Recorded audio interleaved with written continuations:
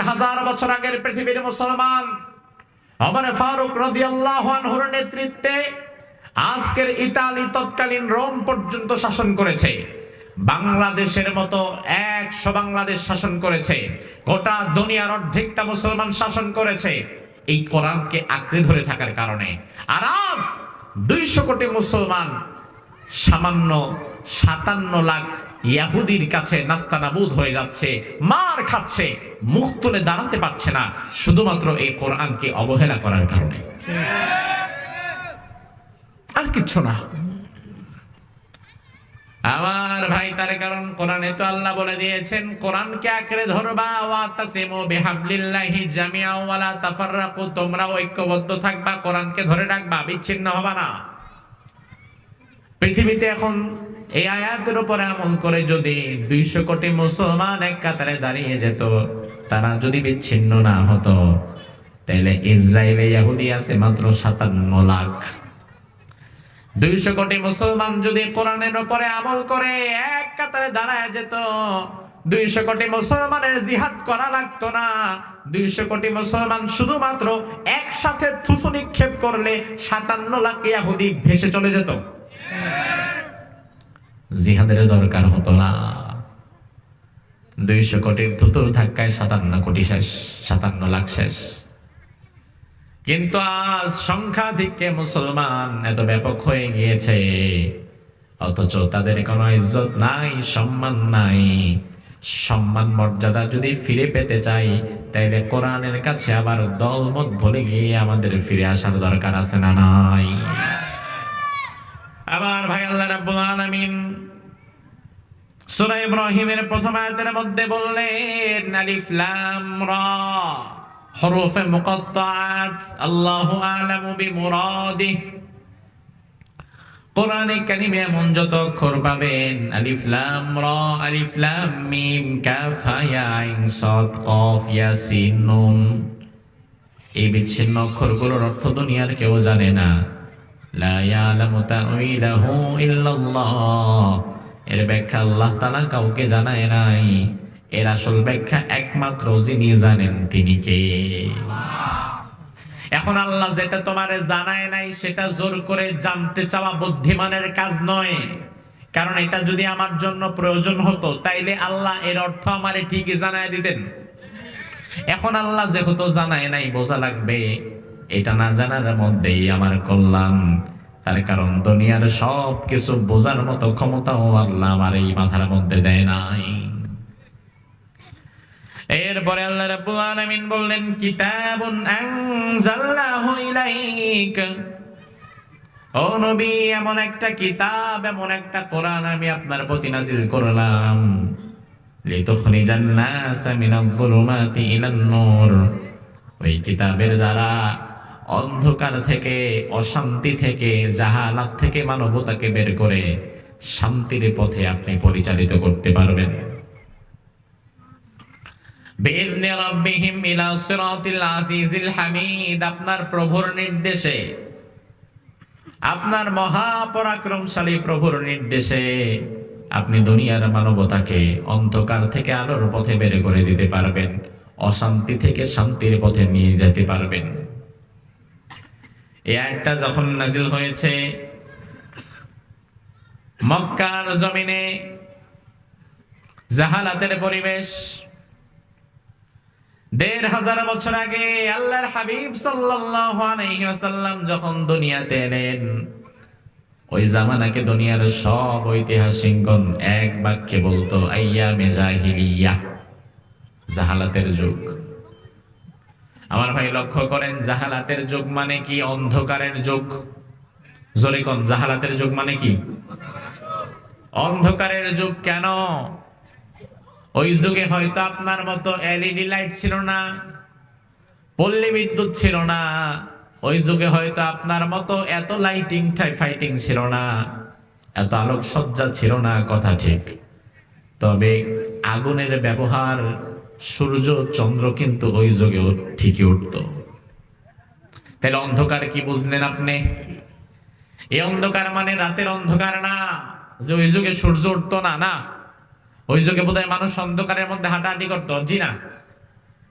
আপনাকে যেমন চন্দ্র আলো দেয়, সূর্য আলো দেয়, আগুন দ্বারা আপনি যেভাবে আলো পান, ১৫০০ বছর আগের মানুষও চন্দ্র সূর্য আর আগুনের আলো পেত। তাহলে অন্ধকার বলতে আল্লাহ কি বোঝালেন? অন্ধকার বলতে আল্লাহ মূলত দুনিয়ার মানুষের মনোজগতের অন্ধকারকে বুঝিয়েছেন। বাহিরের অন্ধকার দূর করার জন্য এমন দুই একটা লাইট হলেই যথেষ্ট হয়ে যায়, কিন্তু মানুষের ভেতরে মনোজগতে যে অন্ধকার রয়েছে, এই অন্ধকার বাহিরের কোন লাইট দিয়ে দূর করা যায় না।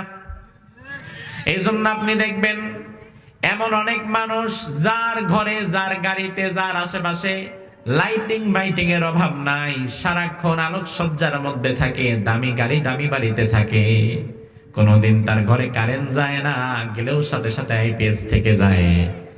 ওই মানুষটা তো কোনোদিন স্বাভাবিকত অন্ধকারের কবলে পড়ে না, কিন্তু ভেতরে হেদায়েত না থাকার কারণে ওই মানুষের দ্বারা সমাজের এমন কোনো খারাপ কাজ নাই যা হতে পারে না। এতে বোঝা যায় দুনিয়ার অন্ধকার লাইট দিয়ে আপনি দূর করতে পারবেন, তবে মনোজগতের অন্ধকার দূর করতে হলে আল্লাহর কোরআনের দরকার। মনোজগতের অন্ধকার বাহিরের লাইট দিয়ে দূর করা যায় না। এই জন্য আমার ভাই, আইয়ামে জাহিলিয়া মানে অন্ধকারের যুগ, মানে বাহিরের অন্ধকার না, এটা ভেতরের অন্ধকার। ওই যুগের মানুষগুলো এত বেশি খারাপ হয়ে গিয়েছিল, তার কারণ হচ্ছে ওই যুগের মানুষের বিষয়ে ঐতিহাসিকগণ এমন বর্ণনা লিখেছেন যে বর্ণনাগুলো পড়লে অনেক সময় আপনি আঁতকে উঠবেন। একজন ঐতিহাসিক তার ইতিহাসের পাতায় লিখেছেন, আইয়ামে জাহিলিয়ার মধ্যে এক নারী, গর্ভবতী নারী রাস্তা দিয়ে হেঁটে যাচ্ছিলেন। পেছন থেকে দুই জাহিলি যুবক গল্প করতে করতে যাচ্ছে। যাওয়ার সময় এক বন্ধু আরেক বন্ধুর ইশারা দিয়ে বলে, দেখ মহিলাটা গর্ভবতী মনে হচ্ছে। পাশের বন্ধু বলে, জি আমি বুঝছি গর্ভবতী, পেটটা তো ফুলা। অপর বন্ধু বলে, আচ্ছা বলতো দেখি এই মহিলার পেটে কি বাচ্চা? ছেলে বাবু না মেয়ে বাবু, নারী না পুরুষ, তার পেটে কি ধরনের বাচ্চা থাকতে পারে? ওই বন্ধু জবাবে বলল সম্ভবত ছেলে হবে। পাশের বন্ধুটা বলল, না আমার মনে হয় মেয়ে হবে। এভাবে দুইজনের সাথে পেছনে পেছনে কথা কাটাকাটি লাগলো। হঠাৎ করে শয়তান মাথার মধ্যে ঢুকায় দিল। এক বন্ধু বলে, দাঁড়া বন্ধু, শুধু শুধু নিজেদের মধ্যে কথা কাটাকাটি করে লাভ কি? আমরা নিজেরা গিয়া পরীক্ষা কইরা দেখি আসলে কারটা সঠিক। যেই ভাবা সেই কাজ। ওই মহিলার পেছনে গিয়ে কোমর থেকে খঞ্জর বের করে পেটের মধ্যে ঢুকায় দিছে। গর্ভবতী নারী হঠাৎ করে আক্রমণের শিকার হয়েছে, মাটির মধ্যে পড়ে গেছে। ওই মহিলার পেটটা কেটে ওই গর্ভবতী মাকে হত্যা করে তার পেটের ভেতর থেকে বাচ্চাটা বের করে এবার দুই জাহিলি যুবক একজন আরেকজনকে দেখাচ্ছে, দেখো বন্ধু আসলে কি। মানুষ কতটা নিচে নেমে গেছে! কথা কাটাকাটি করে একজন জীবিত মানুষকে হত্যা করে ফেলছে, তার পেটের বাচ্চা আসলে ছেলে না মেয়ে এটা বোঝার জন্য। তার মানে ওই মানুষগুলো শুধুমাত্র নামেই মানুষ ছিল, কার্যত তারা পশুর চাইতেও নিকৃষ্ট হয়ে গেছিল। তার কারণ দুনিয়ার কোন পশু, এক পশু আরেক পশুকে হত্যা করে তার পেটের বাচ্চা বের করে না, ঠিক কিনা? এমন জঘন্যতম একটা পরিবেশ, জাহালাতের সমাজ ব্যবস্থা বোঝানোর জন্য আমি মনে করি এই একটা ঘটনাই যথেষ্ট বুদ্ধিমানের জন্য। বেশি কথা বলা দরকার নাই, একটা ঘটনাতেই বুঝে নেন। আমার ভাই, তার কারণ কি? ওই মানুষগুলো এত খারাপ কিভাবে হয়ে গেল? হবেই না বা কেন? তার কারণ হচ্ছে আল্লাহ রাব্বুল আলামিন দুনিয়ার মানুষকে শয়তানের ফিতনা ফাসাদ থেকে বাঁচিয়ে রাখার জন্য যুগে যুগে যুগে যুগে নবী রাসূল পাঠিয়েছেন। আদম আলাইহিস সালাম থেকে শুরু করে বিশ্বনবী সাল্লাল্লাহু আলাইহি ওয়াসাল্লামের আগের নবী ঈসা নবী পর্যন্ত জমিনকে আল্লাহ রাব্বুল আলামিন এক মুহূর্তের জন্য নবী শূন্য রাখেন নাই, বরং একই সাথে জমিনে শত শত নবীর বসবাস ছিল। আল্লাহ কোরআনের মধ্যে বললেন ওয়ালিকুল্লি কওমিন হাদ, দুনিয়ার প্রতিটি জাতির জন্য আমি নবী পাঠিয়েছি, আলাদা আলাদা নবী। মিশরের একজন নবী, তুরস্কের একজন নবী, ইরানের একজন, ইরাকের একজন, আরবের একজন, ফিলিস্তিনের একজন, এভাবে করে অঞ্চল ভেদে গোত্র ভেদে অসংখ্য নবী আল্লাহ তাআলা পাঠিয়েছেন।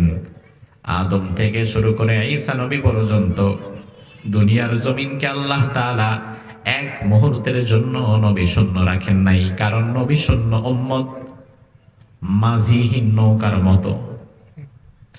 মাঝিহীন নৌকা, যেই নৌকার কোনো মাঝি নাই, ওই নৌকা যদি আপনি আপনাদের পাশের কোনো নদীতে নিয়ে বেঁধে দিয়ে আসেন, ওই নৌকাটাকে যদি মাঝিহীন নদীর বুকে ছেড়ে দেন, যেখানে রেখে আসবেন পরের দিন গিয়া দেখবেন ওই নৌকা ওখানে নাই, ভাসতে ভাসতে কোন দিকে চলে গেছে তার ঠিকও নাই।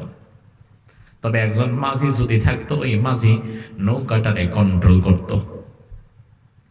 উম্মত যেন শয়তানের ধোকায় পড়ে জাহান্নামের দিকে না যায়, এই জন্য দুনিয়ার সব মানুষের মধ্যে আল্লাহ নবী রাসূল পাঠিয়েছেন।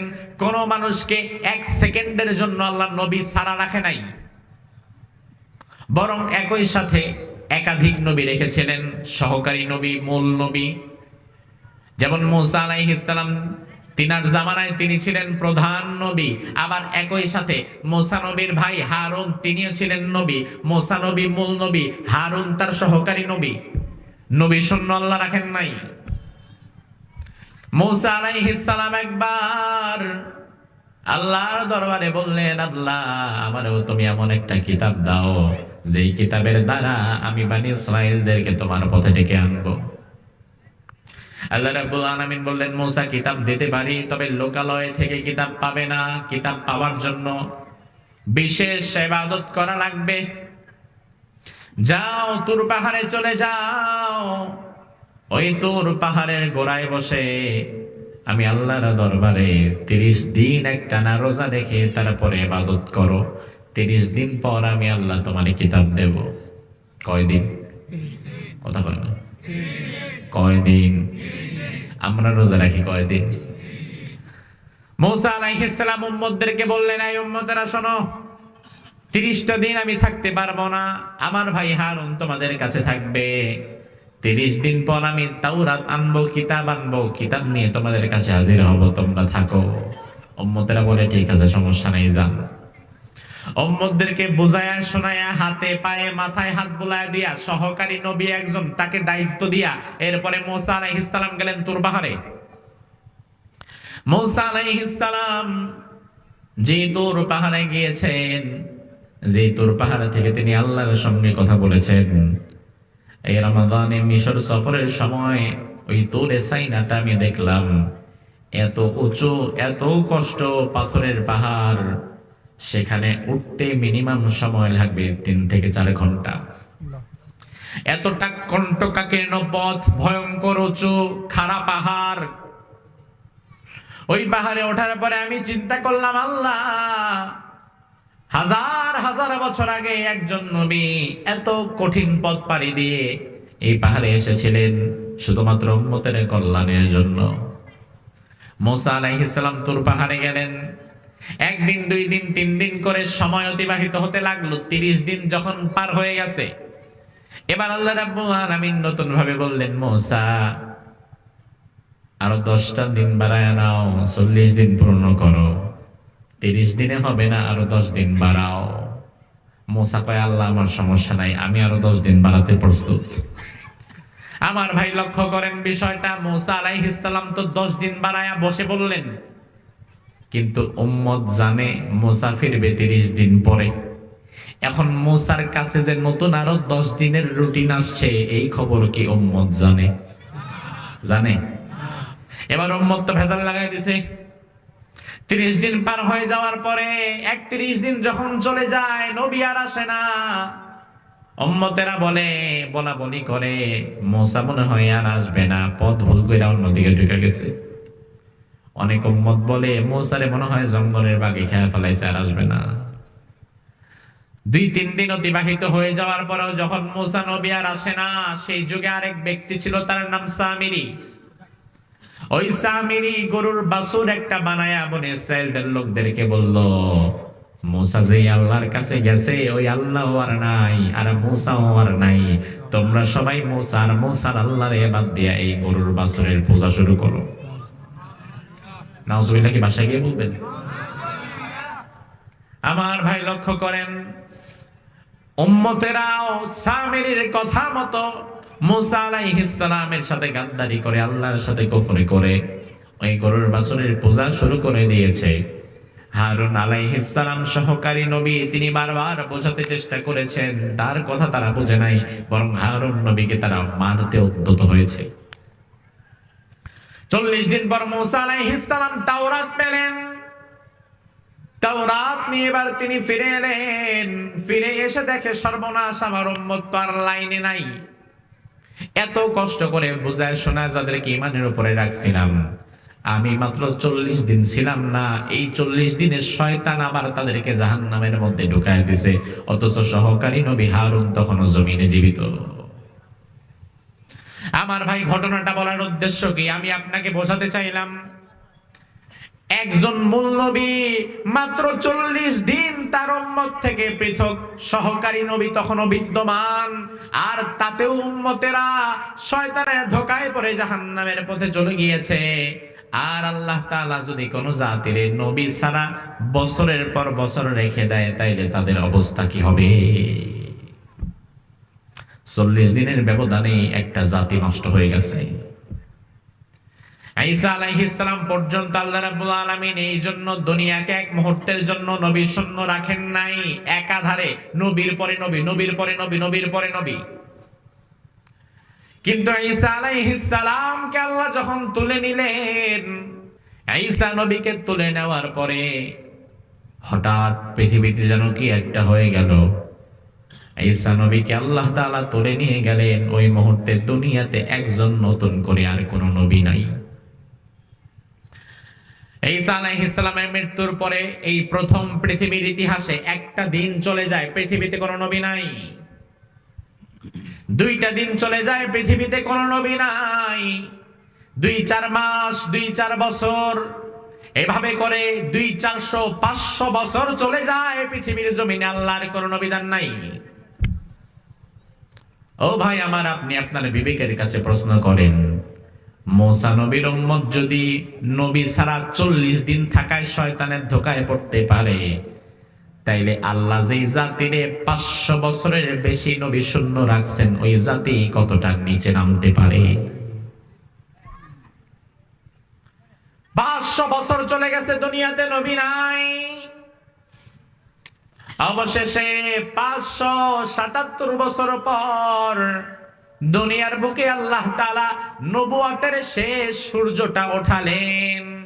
তিনি আর কেউ না, কোরআনে আল্লাহ বললেন, ইন্না আরসালনাকা শাহিদাও ওয়া মুবাশশিরাও ওয়া নাযীরা ওয়া দাঈয়ান ইলাল্লাহি বিইذনিহি ওয়া সিরাজাম মুনীরা।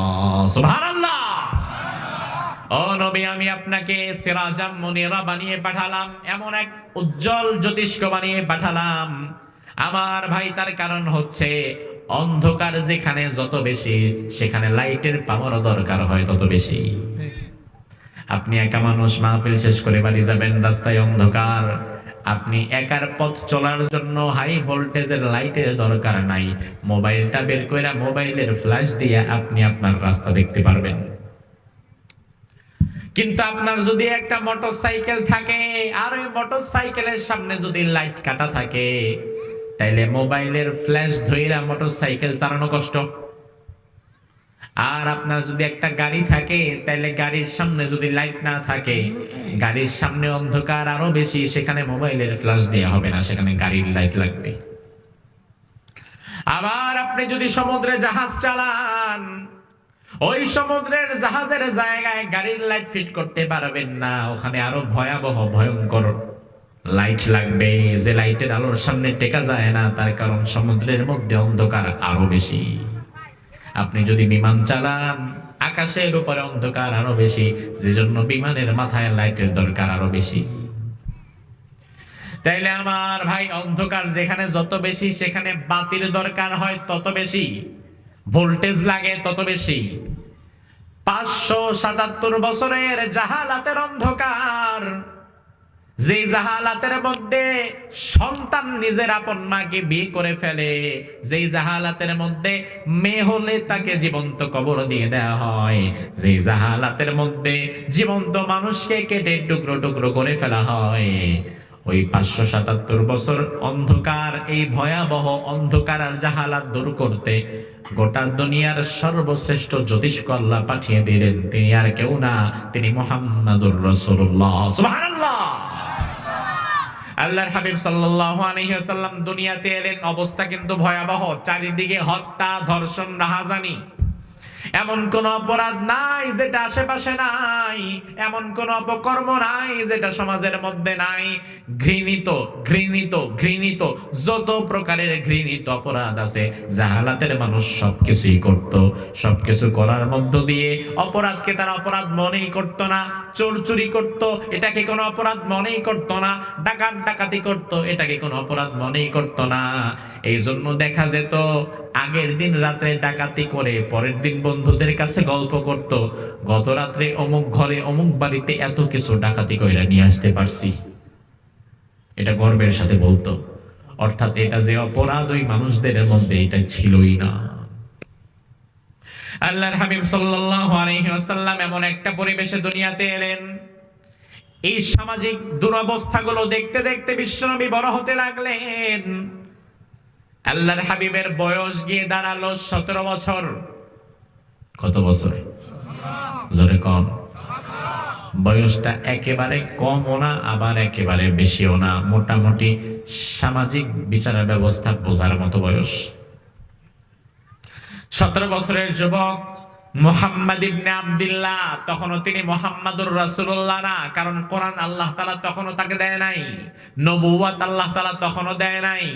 তখনও তার পরিচয় আব্দুল্লাহর বেটা মুহাম্মদ, আব্দুল্লাহর ছেলে মুহাম্মদ, আবু তালেবের ভাতিজা মুহাম্মদ।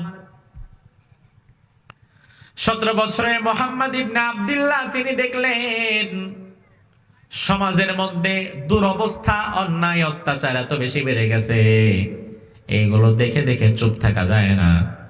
তিনি চিন্তা করলেন, আমি একা কি করতে পারবো, বরং আমি আমার সমমনা কিছু যুবকদেরকে নিয়ে একটা ছোট্ট সংগঠন গড়ে তুলি, যেই সংগঠনের মধ্য দিয়ে সামাজিকভাবে আমরা কিছু ভালো কাজ করব।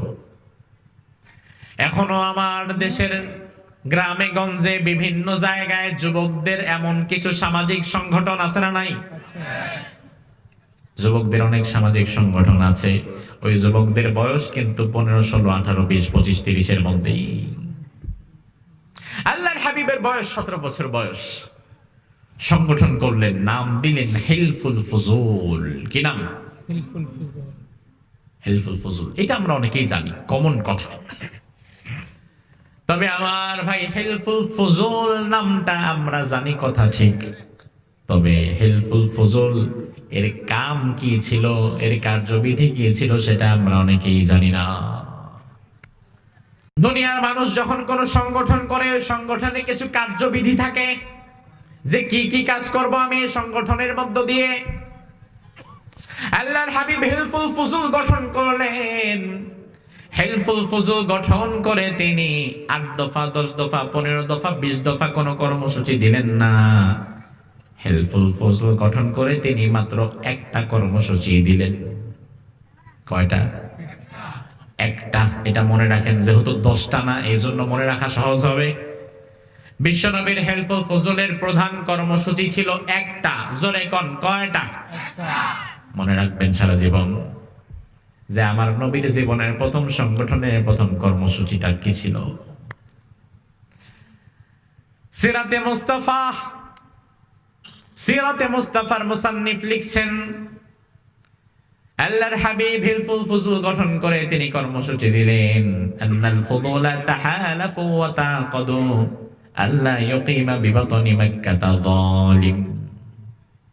বিশ্বনবী বড় করে কর্মসূচি ঘোষণা করে লিখে দিয়ে দিলেন, আমাদের হেলফুল ফজলের যত যুবক আছি আমরা সবাই হাতে হাত রেখে এই মর্মে ওয়াদা করছি, ঐক্যবদ্ধ হচ্ছি, আমরা আগামীতে মক্কার জমিনে কোন জালিম স্বৈরাচারকে আল্লাহ ইউকিমা একামাত হতে দেব না, স্থায়ী হতে দেব না, দাঁড়াতে দেব না, বিবাক্কাতা জালিম, কোন জালিমকে মক্কায়। অর্থাৎ মূল কথা হচ্ছে আমরা যুবকেরা ঐক্যবদ্ধ হয়ে গেলাম জুলুমের বিরুদ্ধে। কোন জালিম স্বৈরাচার, কোন ফ্যাসিস্টকে এই মক্কার জমিনে আমরা দাঁড়াতে দেব না। আমার ভাই একটা মজার বিষয় লক্ষ্য করেন, ওই জামানায় জুলুম আর এমন কি, ওই জামানায় তো সামাজিক আরো অপরাধ ছিল, ছিল না? কথা না ছিল কিনা? ওই জামানায় চুরি ছিল কিনা, ডাকাতি, জিনা, ব্যভিচার, হত্যা, ধর্ষণ। তো রাসূলের তো দরকার ছিল 1 নাম্বার হত্যা বন্ধ করা লাগবে, 2 নাম্বার মদ বন্ধ করা লাগবে, 3 নাম্বার জিনা বন্ধ করা লাগবে, 4 নাম্বার ডাকাতি বন্ধ করা লাগবে। এই কর্মসূচিগুলো দেয়াই না বুদ্ধিমানের কাজ ছিল। কিন্তু রাসূল এইগুলা একটাও না করে তিনি সরাসরি বললেন, আল্লাহ ইউকিমা বিবাতনি মক্কা তাযালিম, কোন জালিমরে মক্কার জমিনে আমরা দাঁড়াতে দেব না। আমার ভাই তার কারণ কি? তার কারণ আপনার মেধা আর বিশ্বনবীর মেধা এক নয়। আপনি চিন্তা করবেন যেখানে, রাসূল চিন্তা করবেন তার চেয়ে অনেক উপরে, ঠিক কি না? আপনি চিন্তা করবেন গাছের আগায় পানি দেই, আর রাসূল যদি পানি দেয় তাইলে আগায় না গোড়ায় পানি দেয়। আল্লাহর হাবিব চিন্তা করলেন যে না, মক্কা নগরীতে হত্যা, ধর্ষণ, চুরি, ডাকাতি সব আছে, তো এইগুলা বন্ধ করতে না যে তিনি সবার আগে বললেন যে আল্লাহ ইউকিমা বিবাতনি মক্কা তাযালিম, আমরা কোন জালিম স্বৈরাচার, কোন ফ্যাসিস্টকে এই জায়গায় নতুন করে আর দাঁড়াতে দেব না। তার কারণ হচ্ছে যেই জমিনে জালিম স্বৈরাচার ফ্যাসিস্ট দাঁড়িয়ে যায়, ওই জমিন থেকে কোনোদিন হত্যা, ধর্ষণ, চুরি, ডাকাতি, চোরা কারবারি আর মাদক দ্রব্য বন্ধ করা যায় না। খুব স্বাভাবিক। আজকে আপনাদের এলাকার 15 জন 20 জন ছেলে দাঁড়িয়ে গেল যে আমরা আমাদের বাদামতলিতে, আমরা আমাদের এই ইউনিয়নে আর কোন মাদক ব্যবসা হতে দিব না। 20 জন 30 জন 50 জন যুবক দাঁড়ায় গেল আপনাদের মাহফিল থেকে যে আমরা আগামীকাল থেকে মাদকের বিরুদ্ধে যুদ্ধ ঘোষণা করলাম। এবার যুবকের ঐক্যবদ্ধ হয়ে গেছে। 2-4 দিন পরে, রাত 12টার পরে রাস্তার মধ্যে একজনকে মাদক বিক্রি করতে হাতে নাতে যুবকেরা ধরছে। ধরার পরে এবার তারা কি করবে? নিজেরা তো বিচার করতে পারবে না, বিচারের জন্য আইন আদালত আছে। এলাকার গণ্যমান্য জঘন্য ব্যক্তিরা আছে, তাদের কাছে নিয়ে যাওয়া লাগবে। নিয়ে গেল কার কাছে? হয়তো চেয়ারম্যান সাহেব, নয়তো আরো বড় ক্ষমতাবান, নয়তো এমপি সাহেব। এমন ব্যক্তির কাছে নিয়ে গিয়ে বলল, স্যার, আমাদের এলাকায় আমরা সিদ্ধান্ত নিয়েছি কোন মাদক ব্যবসা হতে দেব না, যুবকরা খারাপ হয়ে যাচ্ছে, এটা আমরা হতে দেব না। এই জন্য আমরা 50 জন যুবক এক হয়েছিলাম, আর আজ আমরা এমন একজন মাদক কারবারিকে হাতে নাতে ধরছি, আপনার কাছে নিয়ে আসলাম, বিচারটা আপনি করবেন।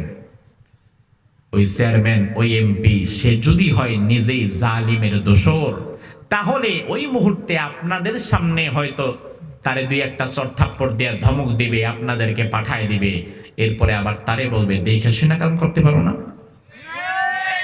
ঠিক কিনা?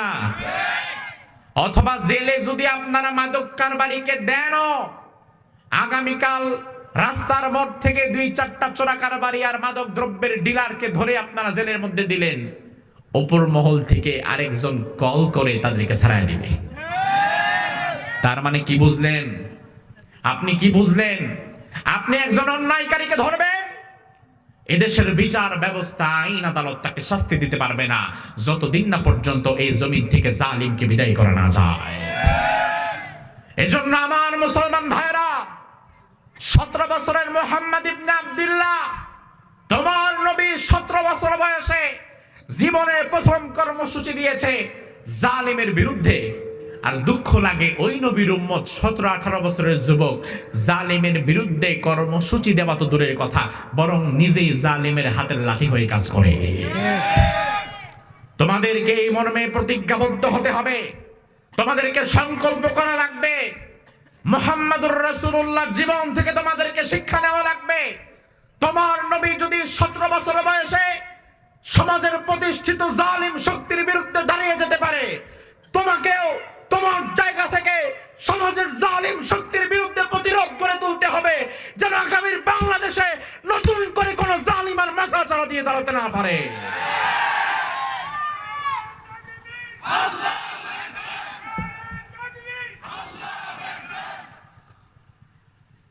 এটা যদি না হয় তাহলে লাভ নাই। তার কারণ জালিম আছে যতদিন, অন্যায় হবে ততদিন, বন্ধ করতে পারবে না।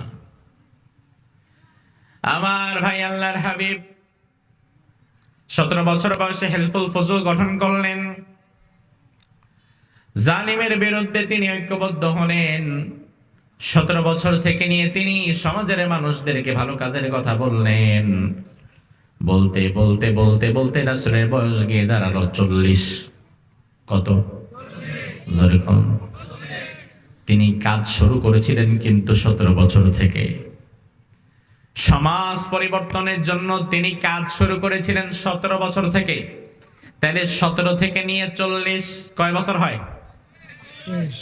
23 বছর। এবার 23 বছর যখন হয়ে গেছে, কাজের বয়স, সংগঠনের বয়স, দলের বয়স। এবার 40 বছর বয়সে রাসূল চিন্তা করলেন, সংগঠনটা একটা বানাইছিলাম, দল তো একটা খুলছিলাম, এই দলের মধ্য দিয়ে সমাজের মানুষকে ভালো বানাবার জন্য আমি একদিন 2 দিন না 23 বছর কাজ করলাম। এখন 23 বছর পরে আমার একটু হিসাব করা দরকার যে আসলে এই 23 বছরে আমার দল দিয়া, আমার সংগঠন দিয়া মক্কার মানুষের পরিবর্তন কতটা হলো। কারণ অভিজ্ঞ ডাক্তার শুধু চোখ বন্ধ করে রোগীরে একের পর এক ওষুধ দেয় না, বরং ওষুধ দেওয়ার পরে রোগী যখন আবার দেখা করতে আসে, তখন অভিজ্ঞ ডাক্তার আরেকটা ওষুধ লেখার আগে চিন্তা ভাবনা করে 1 সপ্তাহ যে এই ওষুধটা তার শরীরের মধ্যে ঢুকলো, এতে ফায়দা হইল কতটা। বিশ্বনবী ছিলেন উম্মতের রূহানি ডাক্তার। আল্লাহর হাবিব চিন্তা করলেন, এই যে 23 বছর দাওয়াত দিলাম হেলফুল ফজল গঠন করে, একটা চোর চুরি ছাড়লো না, ডাকাত ডাকাতি ছাড়লো না, একটা জিনাকারা ভালো হলো না, কোনো মাদক ব্যবসায়ী তো মাদক বন্ধ করলো না, তাইলে আমার 23 বছরের এই দাওয়াতের ফলপ্রসূ হলো কই? এই চিন্তা ভাবনায় বিশ্বনবী এবার দাওয়াত দিয়ে কিছুদিনের জন্য বন্ধ করে দিলেন। তিনি এবার সমাজ থেকে নিজেকে একটু বিচ্ছিন্ন করে ফেললেন। সমাজ থেকে বিচ্ছিন্ন করে তিনি গারে হেরায় চলে গেলেন। গারে হেরায় গিয়ে তিনি ধ্যান করা শুরু করলেন। একাকী নীরবে চিন্তা ভাবনা করতে লাগলেন যে কি ব্যাপার, এতদিন দাওয়াত দেওয়ার পরেও সমাজের মানুষগুলো কেন ভালো পথে ফিরছে না? তার মানে নিশ্চয়ই আমার দাওয়াতের মধ্যে পদ্ধতিগতভাবে হয়তো কোনো একটা ভুল আছে। আমার দাওয়াত 23 বছরেও কাজ করছে না কেন? 23 বছরেও মানুষ হেদায়েত কেন পাচ্ছে না? এই জন্য 23 বছর দাওয়াত দিয়া বিশ্বনবী থেমে গেলেন। 23 বছর দাওয়াত দিয়া বিশ্বনবী একাকী চিন্তামগ্ন হতে লাগলেন। আমার ভাই, এই যে আমাদের বাংলাদেশ 71 সালে স্বাধীন হয়েছে, আজ 2025, মনোযোগ দেন। তাহলে 71 থেকে নিয়ে 2025 বাংলাদেশের বয়স হয়ে গেছে প্রায় 55 বছর, ঠিক কিনা?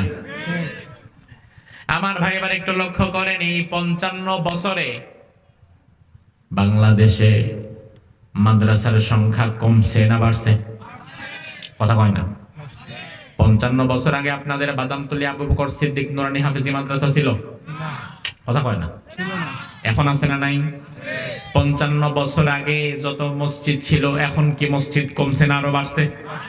55 বছরের টুপিওয়ালা দাড়িওয়ালা আমরা মুসলমান যতজন ছিলাম, এখন কি কমছে না আরো বাড়ছে?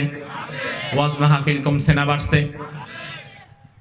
একই সাথে 55 বছরে সুদ কমছে না বাড়ছে? আগে সুদের জন্য লাইনে দাঁড়াইতে হইতো, এখন সুদ মানুষের ঘরে ঘরে পৌঁছায়। এখন আর আপনার ব্যাংকের কাছে গিয়ে হাত পেতে দাঁড়ায় থাকা লাগে না, বরং কৃষক ক্ষেতের মধ্যে কাজ করে শুধু ব্যাংকের অফিসার ওই কৃষকের কাছে গিয়ে গোতায় চাচা লোন লাগবো নাকি, আছে না ভাই? তাইলে 55 বছরে সুদও বাড়ছে, 55 বছরে ঘুষের পরিমাণ কি কমছে না বাড়ছে? দুর্নীতি কি কমছে না বাড়ছে? হত্যা ধর্ষণ কি কমছে না বাড়ছে? তাইলে অবাক করা বিষয়, মসজিদ বাড়ে, মাদ্রাসা বাড়ে, ওয়াজ মাহফিল বাড়ে, টুপিওয়ালা দাড়িওয়ালা বাড়ে, আবার জিনা ব্যভিচার সুদ ঘুষ জুলুমও কেন বাড়ে? এটা বাড়াই প্রমাণ হয় এই 55 বছরে আমরা যে এত দাওয়াত দিলাম, এত ইসলামের কথা বললাম, এত ওয়াজ মাহফিল করলাম, এত নামাজের কথা বললাম, এত রোজার কথা বললাম, তাইলে আমাদের দাওয়াতের মধ্যেও পদ্ধতিগতভাবে হয়তো কোনো একটা ভুল আছে, নয়তো 55 বছরে আমাদের দাওয়াত যত বাড়ে অন্যায় তো তত কমার কথা। এখন আমাদের দাওয়াতও বাড়ে, অন্যায়ও বাড়ে, তাইলে বোঝা লাগবে মধ্যখানে কোনো একটা ঝামেলা আছে। আল্লাহর হাবিব 23 বছর দাওয়াত দিয়ে ফলাফল তালাশ করার জন্য বসে পড়লেন। ও আলেম সমাজ, 55 বছরে দাওয়াত তো কম দাও নাই, এবার একটু থামো। ও তাবলীগের ভাই, তাবলীগ তো অনেক হয়েছে, এবার একটু থামো। ও হেফাজতের ভাই, এবার একটু থামো। খেলাফতের ভাই থামো, জমিয়তের ভাই থামো, জামাতের ভাই থামো। সব ইসলামী দল 55 বছরে অনেক কাজ করেছো, এবার থামো। এবার থেমে নিজেরা 10 জন 12 জন 15 জন একত্রে বসো, বসার পরে চিন্তা করো 55 বছরে এত দাওয়াত দিলাম, এত কাজ করলাম, এত তাবলীগ করলাম, এত কিছু করলাম, তারপরেও মানুষ কেন দিন দিন খারাপ হয়? কারণ কি? এখন একটু নিজেরা বসা দরকার, নিজেরা এক টেবিলে বসা দরকার। তার কারণ হচ্ছে আপনার হাতের মধ্যে একটা বিস্ফোরা হয়েছে, বিস্ফোরা নিয়ে গেছেন আপনি ডাক্তারের কাছে কোম্পানিগঞ্জে ডাক্তার হাতটা পরীক্ষা করে বিস্ফোরা দেখার পরে একটা মেডিসিন দিয়ে বলল 5 দিন খান, পরে আবার আসবেন। আপনি 5 দিন পরে গিয়ে ডাক্তার দিয়ে বললেন ডাক্তার ওষুধ খাইয়া শেষ, এদিক দিয়ে আমার হাতও শেষ, বিস্ফোরা তো দিন দিন বাড়ে। ওই ডাক্তার যদি ভালো হয় তখন আগের ওষুধ এইটাই আবার দিবে না, বরং ওষুধের কোম্পানিটা চেঞ্জ করে নতুন ওষুধ দেবে। আবার বলবে 5 দিন পরে আসেন। 5 দিন পরে যাওয়ার পরে যদি ডাক্তার দেখে সর্বনাশ, বিস্ফোরা বাড়তে বাড়তে আরো বহু ছড়ায় গেছে, তখন ওই ডাক্তার নিজে নিজে পাকনামি না করে বরং তার চাইতে বড় এমবিবিএস প্রফেসরের কাছে পাঠাবে। এমবিবিএস ডাক্তার 10 দিন 15 দিন 1 মাস চিকিৎসা করার পরে যদি তিনি দেখে এই রোগ নির্ণয় করার ক্ষমতা তারও নাই, প্রয়োজনে নোয়াখালী মেডিকেলে আপনার এই বিস্ফোরা নিয়ে 10-12 জন ডাক্তার মেডিকেল টিম গঠন করে একসাথে বসবে যে এটা কি বিস্ফোরা, এত ওষুধ দিচ্ছি, এত চিকিৎসা করছি, ভালো হয় না কেন? আপনার বিস্ফোরা নিয়ে 10-12 জন ডাক্তার একত্রে বসে, এটাকে বলে মেডিকেল বোর্ড গঠন করা। 10 জন ডাক্তার একত্রে বসে আপনারা বিস্ফোরা নিয়ে আলোচনা করবে, 10 জন 10 জনের মতো করে আলোচনা করে একটা সিদ্ধান্তে আসবে। 55 বছরে বাংলাদেশে বহু দল আমরা দেখলাম, কত ইসলামী দল, ইসলামী দলের অভাব নাই। জমিয়ত ইসলামের কথা বলে, হেফাজত ইসলামের কথা বলে, জামাত ইসলামের কথা বলে, তাবলীগ ইসলামের কথা বলে, সবাই ইসলামের কথা বলে। এত মানুষ ইসলামের কথা বলার পরেও ফায়দা নাই কেন? মানুষ দিন দিন খারাপ হচ্ছে কেন?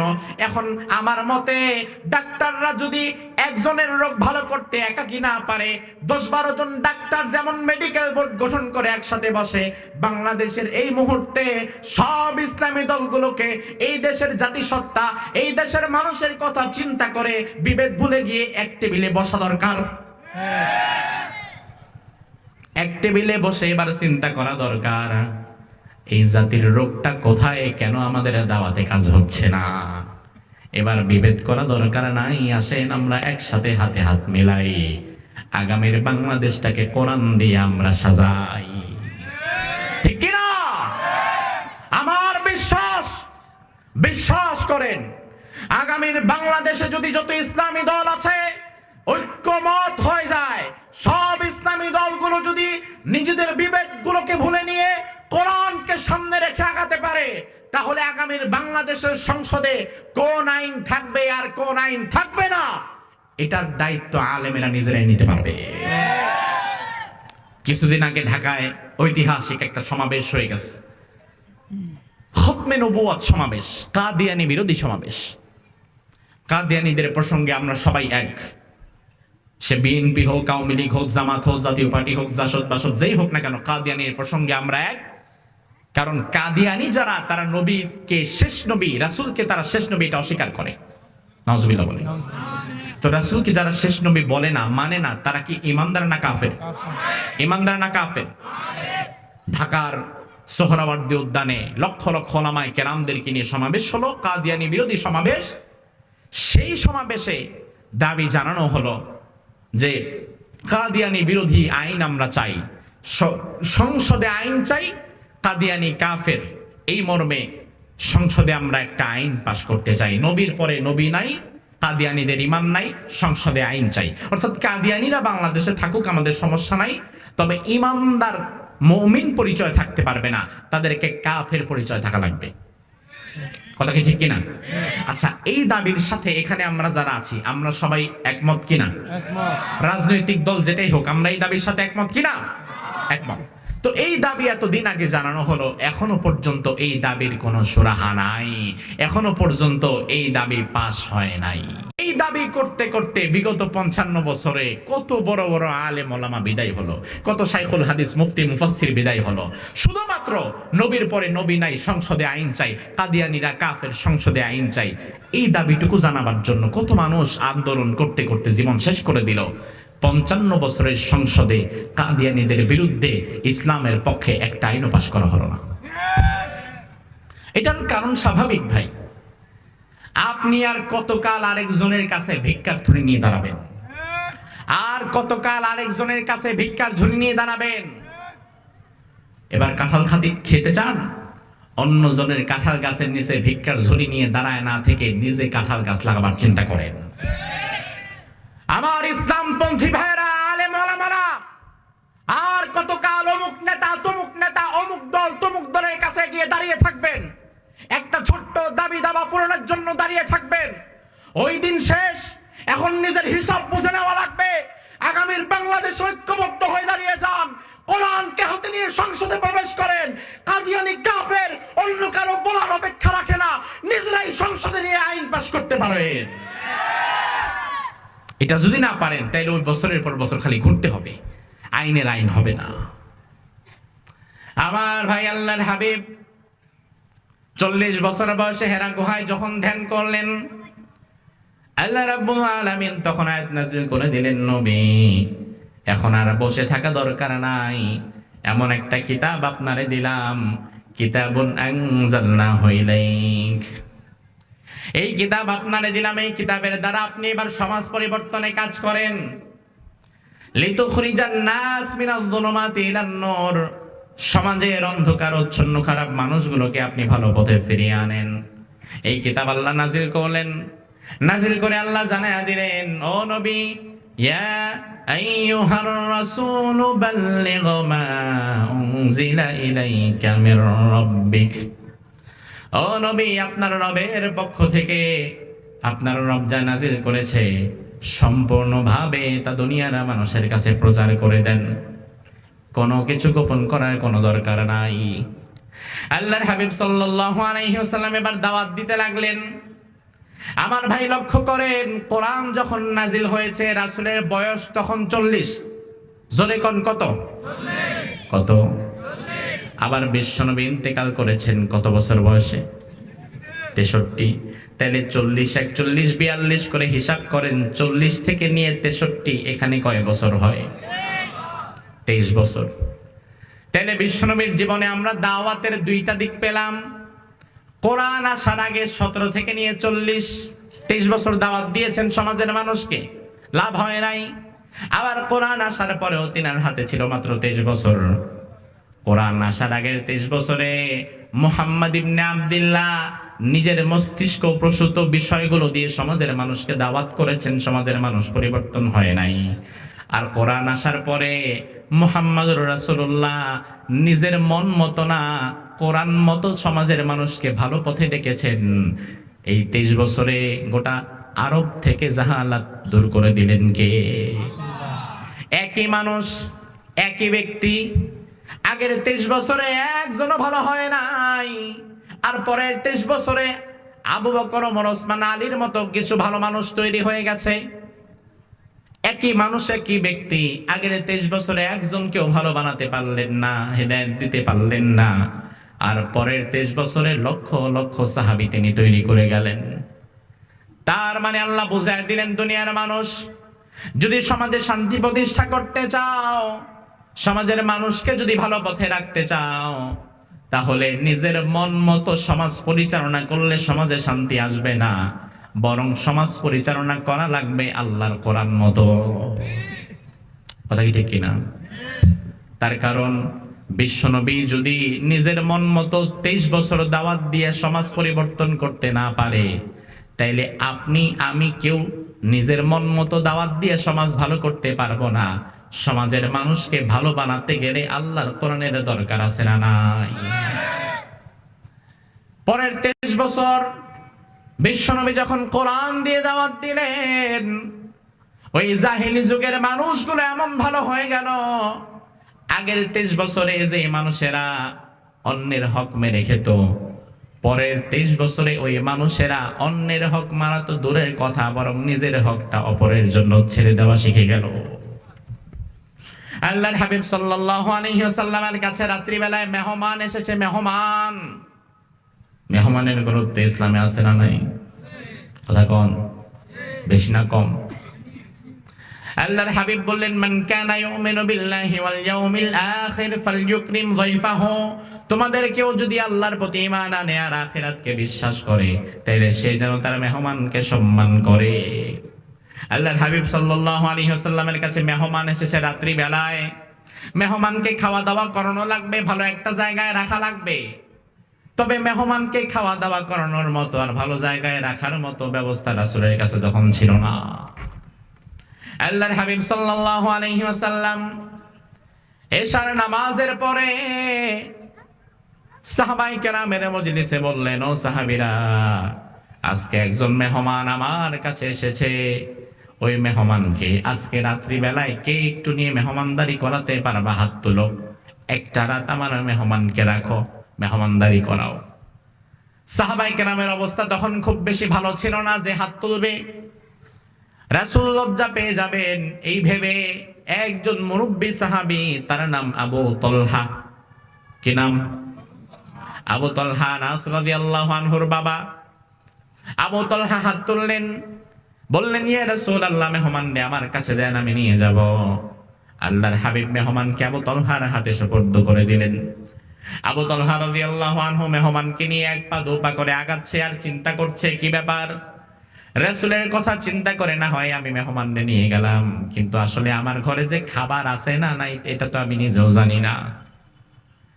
মেহমানকে নিয়ে যেতে লাগলেন আর চিন্তা করতে লাগলেন, ঘরের কি অবস্থা এটা তো আমারও জানা নাই। মেহমানকে নিতে নিতে ঘরের দরজার কাছে চলে এলেন। মেহমানকে বললেন, ভাই আপনি একটু বসেন, আমি একটু ভেতরে ঢুকে 2 মিনিট আসতেছি রেডি করে। ভেতরে ঢুকে স্ত্রীকে বলল, স্ত্রী আমারে মাফ করে দাও, মাফ করে দাও, আমি তো একটা অন্যায় করে ফেললাম তোমাকে না জানিয়ে। কি অন্যায়? আবু তলহা বলে, স্ত্রী গো, বিশ্বনবীর দরবারে এক মেহমান এসেছে, তার খাওয়া পড়ার কোনো জায়গা নাই, রাসূল লজ্জা পেয়ে যাবে, এই জন্য আমি হাত তুলে বলছি আমি নিয়ে আসব। এখন আমি নিজেও জানি না ওই মেহমানের কোনো খাবার দাবার আমাদের ঘরে আছে কিনা। স্ত্রী উম্মে সুলাইম বলে, স্বামী, আজকে সত্য কথা হচ্ছে মেহমানের খাওয়া তো দূরের কথা, আপনি আমি যে রাত্রি বেলায় খাবো ওই খাবারই নাই। আমাদের যে 2 ছোট ছোট বাচ্চা রয়েছে, শুধুমাত্র তাদের খাবারের জন্য একটু খেজুর আর একটুখানি রুটি আছে। আমি চিন্তা করেছিলাম এই অল্প খাবারটুকু রাত্রে তাদের দুজনের মধ্যে ভাগ করে খাইয়ে দেব, আর আপনি আর আমি সারা রাত উপোস থাকবো, ঘুমিয়ে যাব। কিন্তু আপনি রাসূলুল্লাহর মেহমান নিয়ে এসেছেন, নিজের সন্তানদের কেমনে খাওয়াই? আমি আপনার স্ত্রী আজকে ওয়াদা করলাম, আমি আমার সন্তানদেরকে খাবার না খাইয়ে এই খাবারটুকু মেহমানের জন্য আমি আজকে ছেড়ে দেব। সুবহানাল্লাহ। নিজে না খেয়ে থাকা যায়, ক্ষুধার কষ্ট নিজে সহ্য করা যায়, কিন্তু আপনার যদি 2-4 বছরের ছোট্ট বাচ্চা থাকে, ও যদি ক্ষুধার যন্ত্রণায় আপনার সামনে কান্নাকাটি করে, আপনি কিন্তু সহ্য করতে পারবেন না। ও উম্মে সুলাইম রাদিয়াল্লাহু আনহা মেহমানের জন্য বাচ্চাদের খাবারগুলো গুছিয়ে দিলেন। বাচ্চাদেরকে আজকে রাতে খাওয়াবেন না। বাচ্চারা ক্ষুধার যন্ত্রণায় কাঁদে, আর মা চুলার মধ্যে পানি বসায় দিয়েছে, পানি টকবক করছে, আর বাচ্চাদেরকে বোঝাচ্ছে খাবার হয়ে যাবে, একটু ঘুমাও, ঘুম থেকে উঠে খাবার রান্না করা দেখতে পাবে, খাবে। বাচ্চারা কান্নাকাটি করতে করতে ঘুমিয়ে গেল। বাচ্চাদের খাবারটুকু উম্মে সুলাইম প্লেটের মধ্যে দিয়ে আবু তালহার হাতে দিয়ে বলে, যান মেহমানের সামনে দিয়ে আসেন। সুবহানাল্লাহ। মেহমানের সামনে দেওয়ার পরে মেহমান এবার বলল, ভাই আমি একা খাবো না, আপনিও বসেন। কিন্তু খাবারের পরিমাণ এত কম, একজনে খাইলে মোটামুটি চলে, তবে দুইজন খাইলে কারোই হবে না। আবার মেহমান যেহেতু ভদ্রতার খাতিরে বলছে, আবু তালহা না বইসাও পারে না।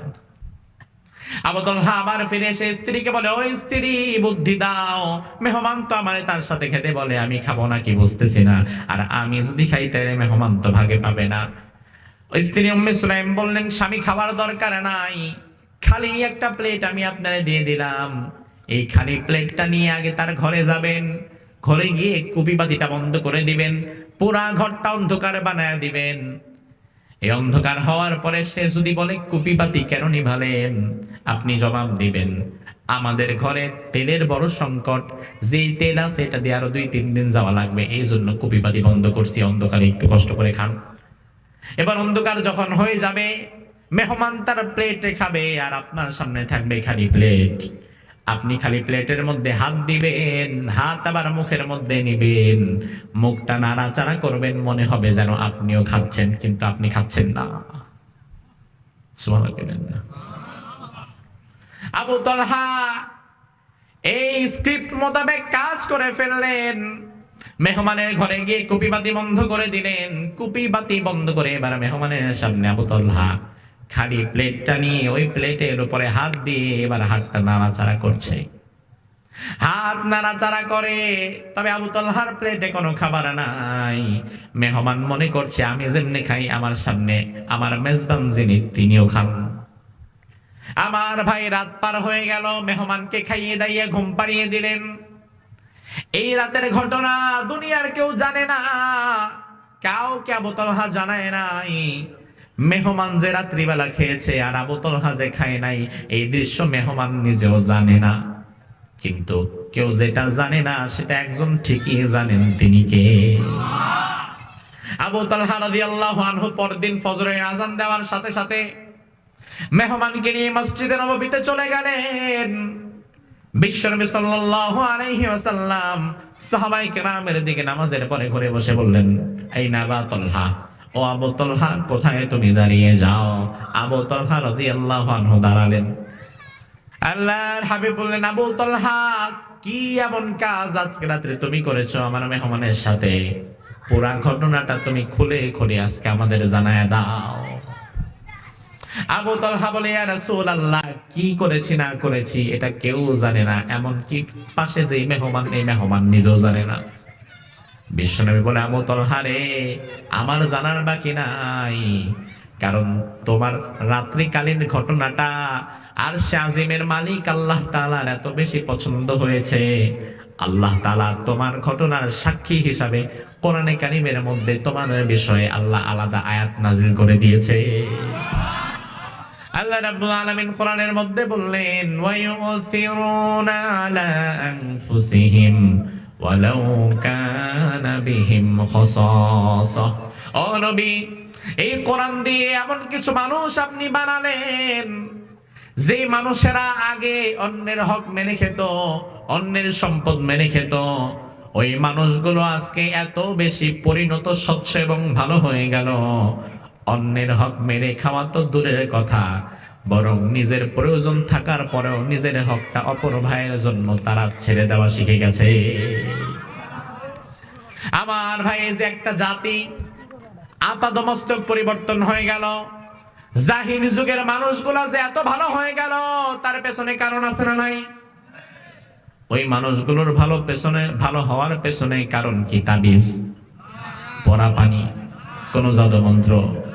ওই জাহিল যুগের মানুষদের ভালো হওয়ার পেছনে কারণ হচ্ছে একটা কিতাব। ওই কিতাবের নাম কি? ওই কিতাব কি আমাদের কাছে এখনো আছে না নাই? তবে আমাদের কাছে কিতাবটা আছে বন্ধ। এই কিতাব এখন আমাদের কাছে বন্ধ আছে। এই কিতাবটারে খোলা লাগবে, এই কিতাবের সুবাস চারিদিকে ছড়িয়ে দেওয়া লাগবে, এই কিতাবের আইন সমাজে বাস্তবায়ন করা লাগবে। তাইলে ১৫০০ বছর আগের জাহালাতের সমাজ যেভাবে ভালো হয়ে গিয়েছিল, আজকের অন্যায় অত্যাচার দুর্নীতি যদি বন্ধ করতে চাই, তাইলে এই কিতাবটা খুলে এই কিতাব দিয়ে সমাজ পরিচালনা করা দরকার। তাইলে ১৫০০ বছর আগের ওই সমাজ যে আল্লাহ তাআলা ভালো বানিয়ে দিতে পেরেছেন, আজকে আমরা যদি আমাদের দেশে, আমাদের সমাজে, আমাদের রাষ্ট্রে সব মানুষ মিলেমিশে শান্তিপূর্ণভাবে বসবাস করতে চাই, তাইলে কোরআনের আইন সমাজে প্রতিষ্ঠা হওয়ার দরকার আছে না নাই? আল্লাহ সুবহানাহু ওয়া তাআলা আমাদের সকলকে ইসলামের জন্য কোরআনের পক্ষে থাকার তৌফিক দান করুক। আমরা বলি আমিন।